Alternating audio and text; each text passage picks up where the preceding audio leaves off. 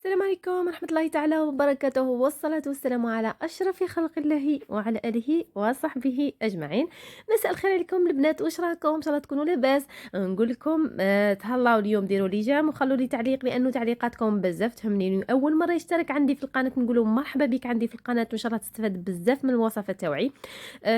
شوفوا البنات، اليوم راح ندير لكم وصفة العريش اللي ما نسمحوش فيها كامل في المناسبات تاعنا، واللي طلب من مشتركة وفية عندي، طلبت مني العريش لأنه ما ينجح لهاش، ولا أنها يعني ما يحكمش لا فورم تاعو كيما راه. وبزاف واحد لي زاستيس قلت لكم اللي يخليوه طري من داخل. يعني العجينه تاعو تجي طريه ويبقى اكثر مده انه يبقى طري. وثاني باش يجيكم الكلاصاص تاعكم طري وما يجيش طبقه خشينه ويبقى اطول فتره ممكنه. انا نروح ندير لكم دوكا المقادير.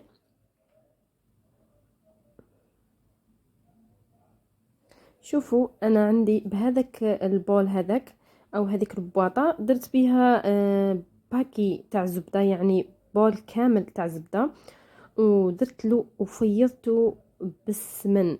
تحبي سمن المدينه، تحبي سمن المرجان، يعني درته بالزبده. انا العريش تاعي، والعريش في الحقيقه الوصفه التقليديه ديريها بالسمن فقط.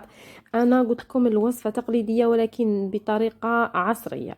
راح ندير لكم قلت لكم باطه كامله معمره ذايبه زبده، فيضتها بالسمن. وهذاك السمن كيسح يعني تقريب راح نلحق كيلة وربع من المجموع تاعها. درت ملعقة فانيليا صغيرة، ودرت ملعقة صغيرة أو نصف ملعقة نصف ملعقة صغيرة ملح غربلته.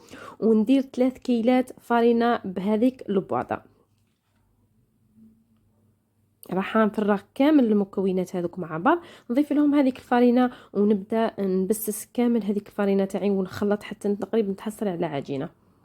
ماهيش عجينه ملمومه، ولكن انها يعني الكميه تاع السمن تشربها كامل هذيك الفرينه. ومن بعد باش نبدا نضيف كيله كامله نتاع ماء زهر.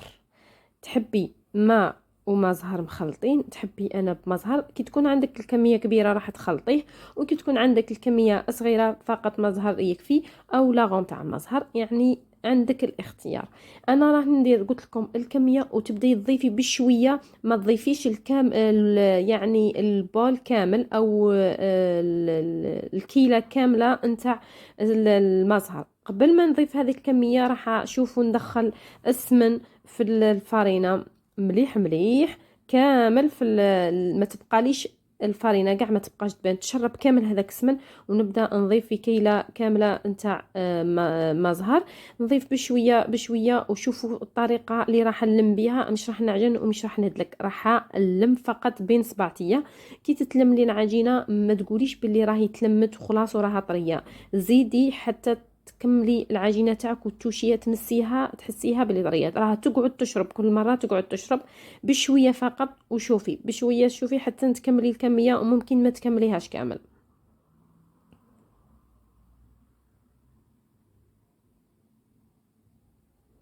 شوفوا راني ندير بين صباعي فقط، لميت هذاك العجينه تاعي بين صباعي فقط. انا تقريب درت الكميه كامله، يعني الكيله كامله.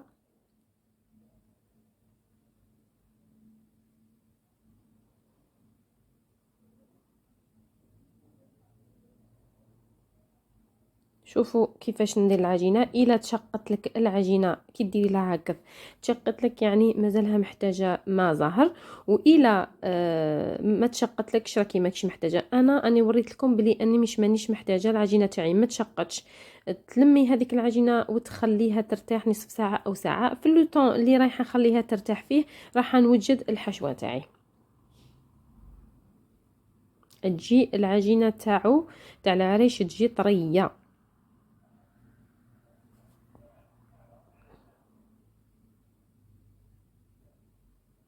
نخليها ترتاح قلت لكم نص ساعه او ساعه. نروح للحشوه نتاعي. عندي 3 كيلات بهذاك يعني البول هذاك اللي راني ندير فيه او البواطه. راح ندير بها 3 كيلات لوز مرحي. ونضيف له ماشي لوز مرحي ارطب، يعني متوسط، ماشي خشين وماشي ارطب.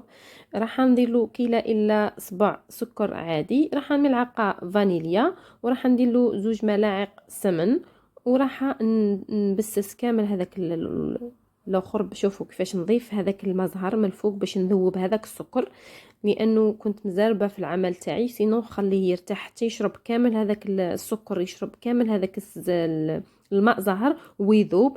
راح نلم هذيك العجينه تاعي، والعجينه هذه تاع لافارس ثاني تجي طريه، نلم حتى يذوب لي كامل السكر.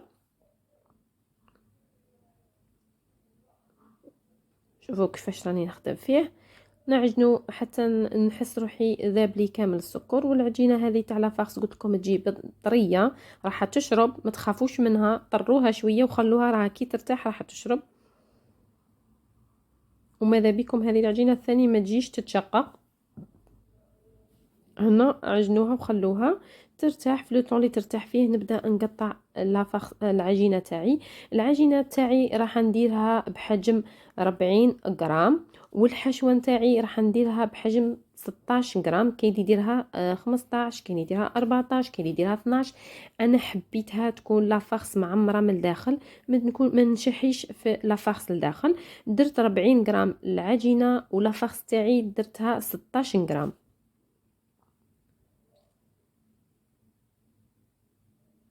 كاين اللي يحب يزيد في العجينه يديرها حتى 45 غرام، وتجي الحبه تاع العريش بزاف كبيره. انا الحبه جات متوسطه، ما كبيره بزاف ما صغيره، وجات كبيره مويه، يعني ماهيش في الكبيره اللي مويه. راح نغطيهم كامل باش ما يبسليش ني العجينه ني لافارس. ونبدا نحل. الى عندك هذاك الحل الابيض الصغير حلي به، ولا ما عندكش استعملي يديك فقط، الاصابع تاعك. المهم تخدمي تحلي العجينه تاعك. راح نحل لافارس تاعي اللي درتها 16 غرام، نديرها على شكل، نقسمها على 3 ونديرها على شكل دمعات كيما راكم تشوفوا، وراح نحطها على شكل حرف إيكغيك. تابعوني مليح مليح. قلت لكم هنايا راني هذه الوصفه درتها على الوحده مشتركه قلت لكم وفيه، كانت طلبت مني، كان عندها مشكل انه العجينه ترجع لها وتعاود الشكل كي ديرو يعاود يرجع لها. هنا انه العجينه تاعك ما كانتش شاربه سمن، وما كانتش مرتاحه، وما كانتش يعني ما فيهاش كميه كافيه من السمن، وما كانتش مرتاحه. وهنا شوفي ما كنتيش تدوريها بزاف، لازم تحلي بزاف الكوانات هذوك، طوطيهم مليح وباش تدوريهم. والاستيس الرابعه انك تخليه يبات ليله كامله ما يطيبش في هذيك الفتره اللي خدمتيه، وكل ما تخدمي كميه تخليها ترتاح باش تعاودي تدوري لها الحواف او الجوانب الثلاثه هذوك. هنا فهمتي كيفاش هنا كان اللي علاش ما كاتش ترجع لك العجينه. والعجينه لازم ما تدلكيهاش، انك تلميها فقط، سينو الا دلكتيها راح تخرج لك الغلوتين تاعها، والغلوتين تاعها تبدا يعني تتكسر لك العجينه وما تطوعكش في العمل. ولازم تكون مرتاحه. مره ثانيه هنقول لك العجينه تاعك لازم تكون مرتاحه. قلت لكم تخدمي على شكل حرف تي، ومن بعد حرف إيكغيك ولا تي كيما حبيتي، وتشكلي المثلث تاعك على شكل عنده 3 جوانب، تخرجيه كيما راكي تشوفي إيكغيك، حرف إيكغيك، وتخليه ماذا بك في هذه النقطة تخليه يرتاح شوية باش وتخدمي واحدة أخرى باش كي يرتاح تعاودي تخرجي الجوانب تدوريهم تجيك سهلين في العمل ويطوعوك أنه يدوروا لك. شوفوا الطريقة هذه هي، حبيت ندير لكم 2 أو 3 باش تشوفوا النتيجة يعني مليح مليح كيفاش يدور لكم الجوانب تاع العرايش.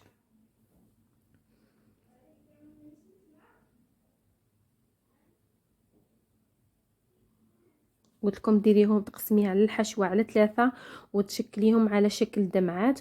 وشوفي كيفاش راني ندير لها ونخرج لها في الهواء مليح باش ما تبقاش منتفخه من الداخل.